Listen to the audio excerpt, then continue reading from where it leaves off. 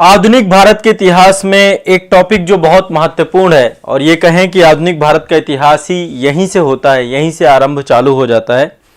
और भारत में यूरोपीय कंपनियों का आगमन ये अपने आप में हमेशा से एक बहुत महत्वपूर्ण टॉपिक रहा है। तो आज के सेशन में हम भारत में यूरोपीय कंपनियों के आगमन की विषय वस्तु को पढ़ने जा रहे हैं। आज के सेशन में मैं आपको ये टॉपिक बिल्कुल याद करा दूंगा। इसमें बहुत सारे कंफ्यूजन रहते हैं आप सभी के, तो इसमें जो मोस्ट हाईलाइटेड टॉपिक है, जहां पे क्वेश्चन ज्यादा पूछता है, उनको ही मैं प्रयास करूंगा कि आप लोगों को ज्यादा मैं यहां पर पढ़ाऊं। तो जो चीजें याद करवाता जाऊं उन्हें याद करते जाना है। जहां पे लगता है कि लिख लेना चाहिए वहां पे लिख लीजिएगा। हो सकता है आपने ये टॉपिक पहले भी पढ़ा हो, लेकिन ये रिवीजन क्लास की तरह लीजिए और एक टॉपिक को पूरी तरीके से याद कर लीजिए, समग्रता से याद कर लीजिए। अपने आप में बहुत ही महत्वपूर्ण है। जितने भी टॉपिक मैं आपके उठा रहा हूं सामान्य अध्ययन के, ये टॉपिक ज्यादातर प्रश्न पूछे जाते हैं, कॉम्प्लिकेशंस भी होते हैं इनमें, बट आपको कोई दिक्कत नहीं लेनी है। देखिए, भारत में यूरोपीय कंपनियों का आगमन प्रारंभ होता है। अब इसके पीछे का कारण क्या है, मैं एक बार थोड़ा सा वो आपको बताऊंगा कि क्या कारण है कि भारत में यूरोपीय कंपनियां आना प्रारंभ होती हैं। सबसे पहले स्थल मार्ग के माध्यम से जो है व्यापार होता था। भारत और यूरोप के बीच में व्यापार हमेशा से होता आया है। व्यापार इंडस वैली सिविलाइजेशन के टाइम पीरियड से होता आया है। ऐसा नहीं था कि कभी व्यापार बंद हुआ, व्यापारिक गतिविधियां हुई हैं हमेशा से, शुरुआत से ही। तो आधुनिक काल में आते आते व्यापार कार्य क्यों प्रारंभ हुआ, इसके पीछे आप ये मानचित्र देख रहे हैं। एक तो नए रास्तों की खोज हुई, ये आप देख पा रहे हैं। ये आपका एक मानचित्र है। ये अफ्रीका महादेश है, आपको पता है अफ्रीका महादेश है ये, और ये आपका यूरोप है।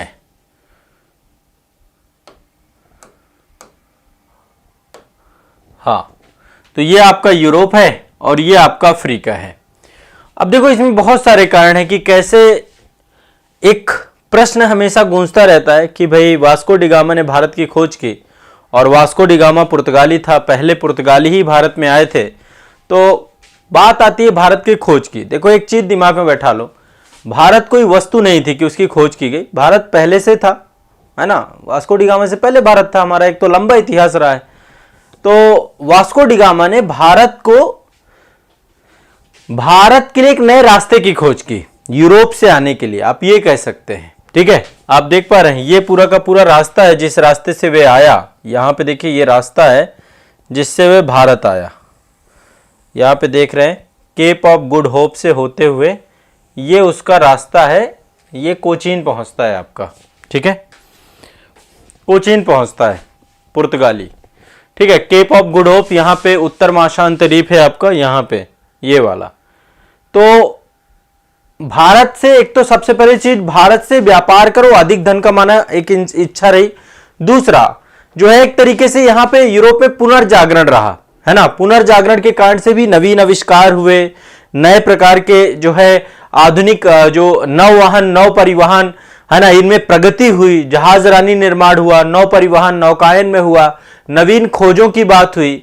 और फिर भारत से व्यापार करने की एक जो होड़ थी, उस होड़ को भी आप देख सकते हैं। तो एशिया का अधिकांश व्यापार पहले अरब करते थे, ये अरब प्रदेश के लोग ये ज्यादातर व्यापार करते थे। अब इस यूरोप के लोग जो है, अब इसको जो है कब्जाना चाहते थे, इस क्षेत्र पर अपना आधिपत्य जमाना पड़ते थे। तो ऐसे मल्टीपल रीजन थे। पहले व्यापार स्थल से भी होता था, जो इस्तांबुल कुस्तुनतुनिया वाला क्षेत्र था, लेकिन यहाँ पे तुर्कों का जब अधिकार हो गया, ऑटोमन साम्राज्य का अधिकार हो गया, तो फाइनली एक नए मार्ग की जो है खोज करता है वास्को डी गामा। आप सभी को पता है, सबसे पहले वास्को डी गामा भारत आया। भारत आने वाला पहला व्यक्ति है वास्को डी गामा। ठीक है, अब वास्को डी गामा से कई सारे क्वेश्चन आते हैं। पहली बात, वास्को डी गामा पुर्तगाल से था। कहां से था वास्को डी गामा? पुर्तगाली था। पहले तो ये आपको दिमाग में बैठा के रखना है, कहां से था वास्को डी गामा। भारत कैसे आया? केप ऑफ गुड होप, उत्तर महासांत द्वीप से होते हुए एक गुजराती पथ प्रदर्शक था जिसका नाम था अब्दुल मुनीद। अब्दुल मुनीद के बारे में हमेशा चर्चा रहती कि अब्दुल मुनीद नामक एक व्यापारी था, गुजराती व्यापारी था। उसी की सहायता से कालीकट बंदरगाह पहुंचा था। कहां पहुंचा था? कालीकट। अब देखो, अब्दुल मुनीद के कई सारे नाम मिलते हैं, कई जगह पे अहमद इब्न मजीद भी मिलता है। ठीक है, मैं यहां पे थोड़ा सा एक दो नाम लिख देता हूं ताकि आप, गुजराती पथ प्रदर्शक भी कई जगह पे मिलता है। अहमद इब्न मजीद, कई जगह पे अब्दुल मुनीद भी कहा जाता है। तो इसकी सहायता से पश्चिमी तट स्थित कालीकट बंदरगाह पे पहुंचा था। कब पहुंचा था? 20 मई 1498 को। 20 मई 1498 को कौन पहुंचा था? Vasco D gamma. Vasco D gamma Bharat पहुंचा। तो एक तरीके से भारत पहुंचने के नए मार्ग की खोज की, भारत की खोज नहीं की, भारत पहुंचने के एक नए मार्ग की खोज की किसने? ठीक है, ये आपको ध्यान रखना है। नया मार्ग कहां से होकर के आ रहा है? ये आपका अटलांटिक महासागर से होते हुए, केप ऑफ गुड होप से होते हुए, अरब सागर से होते हुए ये केरल पहुंचा। और केरल पहुंचने के बाद देखिए वापस भी लौटता है इसी रूट से ये वापस लौट गया। ये देखिए ये इसी रूट से आपका वापस जाने का रास्ता है। ये यहां से ये वापस लौट गया। ये पूरा इसका वापस जाने का रास्ता है। तो पुर्तगाल, स्पेन, फ्रांस, ब्रिटेन, डेनमार्क, ये सारी कंट्री उस समय होड़ पे लग गई। सबने कहा भैया ये चले गए, बहुत लाभ कमा के आए हैं। इन्होंने बोला भी कि भाई हम तो लाभ बहुत कमाए हैं, हम जो है जो कुछ भी यहां से लेके गया उससे 200% लाभ कमाया। यहां पे मसाला लेकर के गया। और यहां पे उस समय कालीकट में एक शासक था जिसका नाम था जमोरिन। सभी आप लोग जानते होंगे जमोरिन का शासन था। तो जमोरिन जो है वास्को डी गामा का स्वागत करता है, वेलकम करता है। और कालीकट में जब ये पहुंचता है तो यहां पे एक बंदरगाह होता है जिसका नाम रहता है कप्पक डाबू बंदरगाह। कप्पक डाबू बंदरगाह, ठीक है। यहां पे ये 20 मई 1498 को कप्पक डाबू बंदरगाह में पहुंचता है, ठीक है। ये आपको ध्यान रखना है वास्को डी गामा के बारे में पहली बात, ठीक। अब वास्को डी गामा को लेकर के इतना ही जानना जरूरी है, और कोई ऐसा है नहीं कि आपको बहुत ज्यादा चीजें जाननी है। अब देखो एक चीज समझते हैं। सबसे पहले तो भारत में पुर्तगाली आए, चूंकि वास्को डी गामा का आगमन हुआ तो नंबर 1 तो पहले पुर्तगाली आए। पुर्तगाली के बाद बहुत सारे लोगों को लगता है कि भाई नहीं अंग्रेज आए। नहीं, अंग्रेज नहीं आए। अंग्रेज तो 1608 में आए, पुर्तगाली 1498 में ही आ गए थे। वास्को डी गामा आया, उसके बाद फिर लगातार आते चले गए, है ना। दूसरा पुर्तगाली 1500 एडी में आया था, पेड्रो अल्ब्रेज, है ना। पेड्रो अल्ब्रेज केब्रल, वो आपका भारत पहुंचने वाला दूसरा पुर्तगाली था। तो इसके बाद फिर वास्को डी गामा आता है। वास्को डी गामा 2 बार भारत आया। 1502 में वास्को डी गामा फिर वापस आता है, और इसके बाद 1503 में पुर्तगाली आकर के अपनी फैक्ट्री डाल देते हैं, अपनी खुद की बस्ती डाल देते हैं, एक सेटलमेंट कर लेते हैं, ठीक है। तो पुर्तगालियों ने भारत को बहुत, मतलब सबसे ज्यादा देखें, सबसे पहले यहां से व्यापारिक संबंध करना, यहां पर एक वर्चस्व स्थापित करना। 100 साल बहुत लंबी अवधि होती है। पुर्तगालियों का वर्चस्व रहा इस पूरे क्षेत्र में 100 साल की अवधि, आप समझ सकते हैं। तो सबसे पहले पुर्तगाली है। पुर्तगाली के बाद दूसरे नंबर पे डच आए। दूसरे नंबर पे आए डच। नंबर 1 पुर्तगाली, नंबर 2 डच। बहुत बेसिक चीजें बताऊंगा और ये सेशन याद कर लेना है। तीसरे नंबर पे आए ब्रिटिश। ब्रिटिश के बाद चौथे नंबर पे आते हैं डेनिश। 5वें नंबर पे आते हैं आपके फ्रांसीसी। ये क्रम याद कर लो। और 6ठे नंबर पे आते हैं स्वीडिश। वैसे इनके बारे में ज्यादा जानकारी नहीं मिलती, बट फिर भी एक ये क्रम है आने का भारत। ये क्रम आप याद करो सभी लोग, ठीक है। ये क्रम से क्वेश्चन पूछता है, कई बार क्रम पूछा जा चुका है। आप लोगों को क्रम याद कर लेना है सभी लोगों को, ठीक है। आप ध्यान से इस क्रम को याद कर लो। सभी लोग ये क्रम याद करेंगे,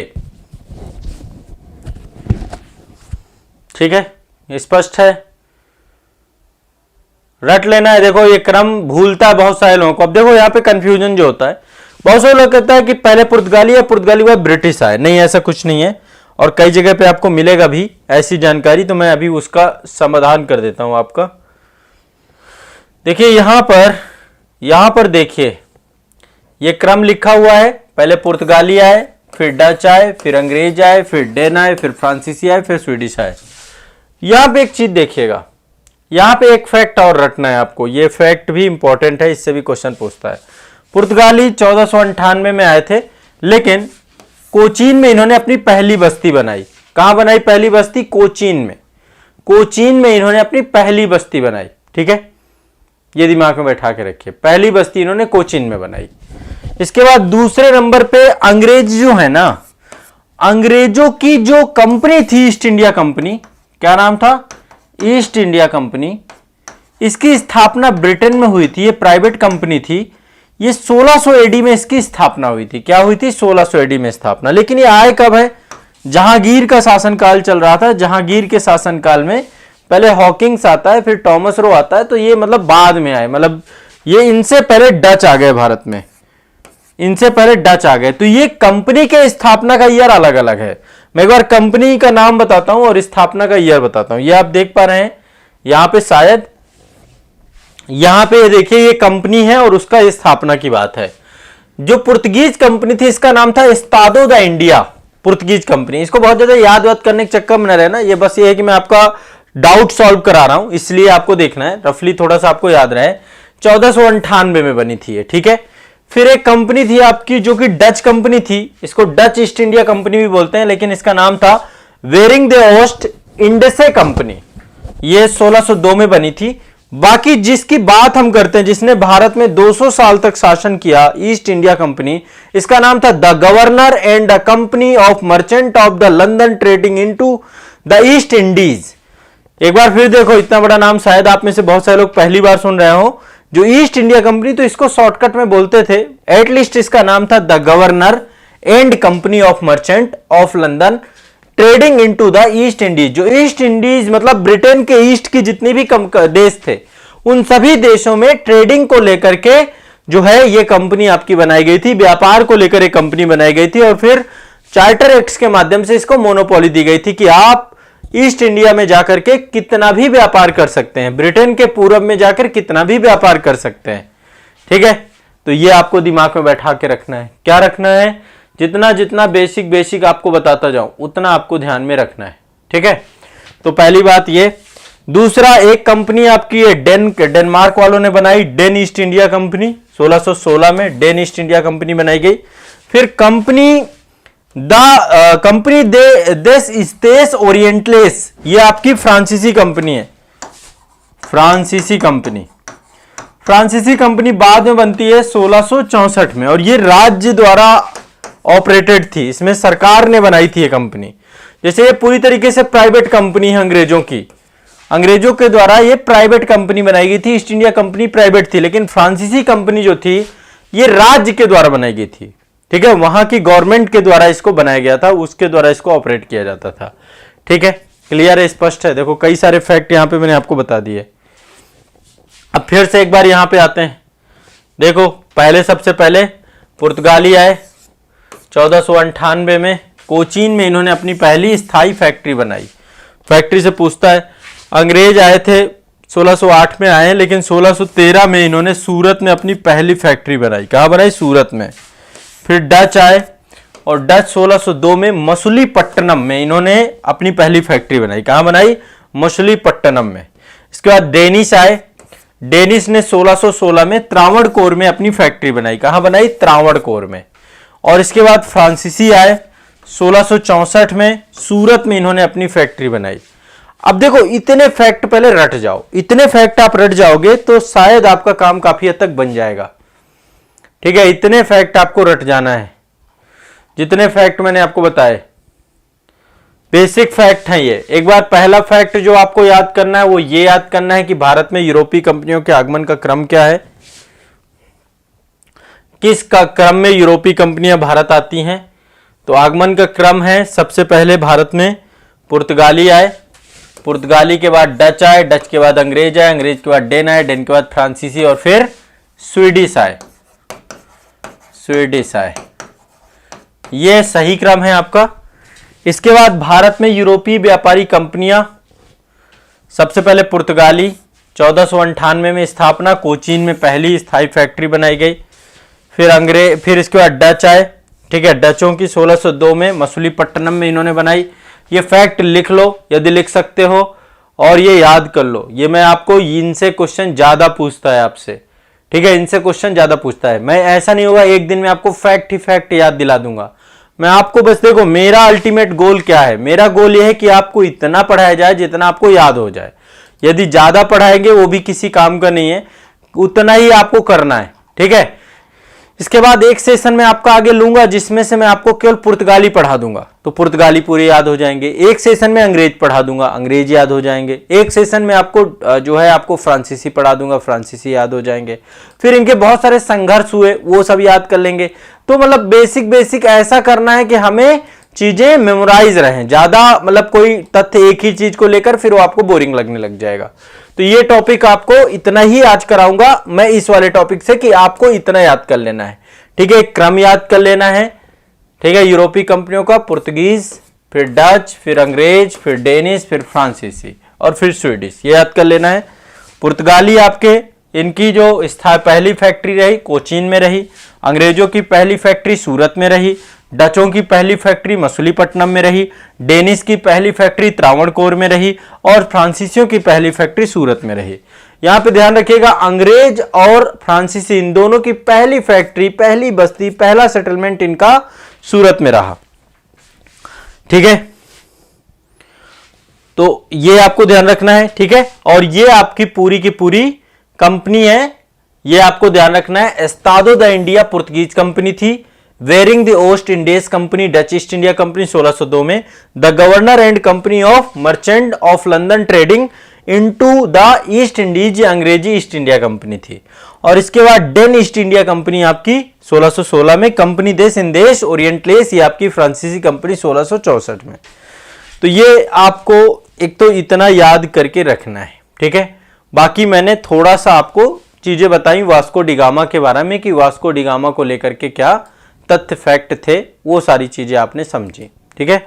वास्को डिगामा, ठीक है, आपका 17 मई 1498 को जलमार्ग से ये निकलता है, पहुंचता है आपका, और पुर्तगाली नाविक रहता है, भारत पहुंचता है। भारत के लिए इसने नए समुद्री मार्ग की खोज की है वास्को डिगामा ने। ये बिल्कुल गलत है कि इसने भारत की खोज की है। इस समय जो कालीकट का शासक था वो हिंदू शासक था जेमोरिन। जेमोरिन ने इसका जो है यहाँ पर वेलकम किया, व्यापार करने की सुविधाएं इसको बनाई। इसने यहाँ से बड़े स्तर पे जो है मसाले लेकर के जब ये पुर्तगाल पहुंचता है वहां पे अच्छा खासा ये क्या करता है, उससे लाभ कमाता है, ठीक है। तो इसके बाद फिर जितने भी यूरोपीय हैं उनको जब पता चलता है कि भारत जो है एक अच्छा जो है यहाँ पे व्यापारिक कार्य गतिविधियां हो सकती हैं, तो उस दिशा में फिर होड़ लग जाती है और लगातार जो है पहले 100 साल पुर्तगालियों का वर्चस्व रहता है, फिर डच, फिर अंग्रेज, फिर डेनिश, फिर फ्रांसीसी, फिर स्वीडिश क्रम से आकर शोषण करते हैं। और यहीं से भारत में भारत साम्राज्यवाद का शिकार हो जाता है। किसका? साम्राज्यवाद का। अब यहाँ पे एक चीज थोड़ा समझा देता हूं क्योंकि मुद्दा आ ही गया है। दो विचारधाराएं हैं आपकी, एक है साम्राज्यवाद, साम्राज्यवाद, और दूसरी है उपनिवेशवाद। दूसरा है उपनिवेशवाद। इसी उपनिवेशवाद। साम्राज्यवाद क्या है, उपनिवेशवाद क्या है? देखो साम्राज्यवाद क्या है, मान लीजिए कोई क्षेत्र है, कोई लैंड है, इस पे राजनीतिक नियंत्रण प्राप्त कर लेना, राजनीतिक नियंत्रण प्राप्त कर लेना। ये क्या है आपका, इस क्षेत्र में कोई भी देश किसी दूसरे क्षेत्र के किसी भूभाग पर क्या करे, राजनीतिक नियंत्रण प्राप्त कर ले, ये साम्राज्यवाद के अंतर्गत आता है। दूसरा उपनिवेशवाद में क्या होता है, ध्यान रखिएगा, अभी ध्यान से समझने का प्रयास करिएगा। जब किसी क्षेत्र पे राजनीतिक नियंत्रण स्थापित हो जाएगा तो आपको पता है कि निश्चित तौर पे यहां पे आर्थिक नियंत्रण भी स्थापित हो जाएगा। आमतौर पे यही होता है, आर्थिक नियंत्रण। अब यहां पे एक बार समझिएगा, ये जो कॉन्सेप्ट है कि कोई भी देश में हम इकोनॉमिक तौर पे किसी देश को जो है क्या करते हैं, अपना हिस्सा बना लेते हैं, तो यहां पे होता क्या है, इसको हम कहते हैं उपनिवेशवाद। उपनिवेशवाद का मतलब किसी भी देश में किसी भी क्षेत्र में आर्थिक नियंत्रण प्राप्त कर लेना, आर्थिक नियंत्रण प्राप्त कर लेना। जैसे कि भारत में अंग्रेज आए तो अंग्रेजों ने भारत में साम्राज्यवादी प्रवृत्ति को भी जन्म दिया, साम्राज्यवादी प्रवृत्ति के साथ साथ उपनिवेशवादी प्रवृत्ति को भी जन्म दिया, इन दोनों प्रवृत्तियों को जन्म दिया। क्योंकि यहां पे आपको पता है कि राजनीतिक नियंत्रण भी था अंग्रेजों का, है ना। ब्रिटिश संसद से लॉ पारित होते थे, उसके तहत देश चलता था, रूल ऑफ लॉ। तो अंग्रेजों के द्वारा राजनीतिक नियंत्रण स्थापित किया, साथ साथ भारत का आर्थिक नियंत्रण भी उन्होंने प्राप्त कर लिया। यहाँ के दीवानी अधिकार जो है, राजस्व अधिकार, वो सारे उन्होंने डील किए और ड्रेन ऑफ वेल्थ भी किया बड़े स्तर पे। तो आर्थिक नियंत्रण का काम उपनिवेशवाद कहलाता है और राजनीतिक नियंत्रण का काम साम्राज्यवाद कहलाता है। तो कभी कोई ये पूछे कि भारत में ब्रिटिश साम्राज्यवाद था कि उपनिवेशवाद था, तो भारत में ब्रिटिश साम्राज्यवाद भी था और भारत में ब्रिटिश उपनिवेशवाद भी था। क्या लगता है, ये समझ में आया आपको? बहुत सिंपल सा है, इसमें बहुत ज्यादा सोचना नहीं है। अब इसको लेकर देखो, ये पूरा टॉपिक आपका वर्ल्ड हिस्ट्री का होता है कि वहां पे मैं आपको बताऊं कि किस तरीके से साम्राज्यवाद की प्रवृत्ति रही, किस तरीके से उपनिवेशवाद की प्रवृत्ति रही। तो वो ये टॉपिक यहां पे नहीं लेंगे, बस ये पहले मैं आपको इतना ही फैक्ट यहां पे बताऊंगा। इसके बाद अलग अलग हम एक एक उठाएंगे। पहले एक बार हम आपको, मैं एक एक टॉपिक लूंगा कि पहले मैं आपको नेक्स्ट आने वाली क्लासेस में एक बार पुर्तगाज करा दूं, फिर डच करा दूं, फिर अंग्रेज करा दूं, फिर डेन करा दूं, फिर फ्रांसीसी करा दूं, फिर स्वीडिश करा दूं। क्योंकि यदि मैं आज के सेशन में करा दूंगा तो फिर निश्चित तौर पे आपको याद नहीं रहेगा। ठीक है, तो थोड़े थोड़े फैक्ट आपको देने हैं मुझे, सबसे बड़ी मेरी यही उद्देश्य है। तो इतना पहले रट जाओ और फिर इसके बाद आगे वाले सेशन में और दे दूंगा। ठीक है, चलो।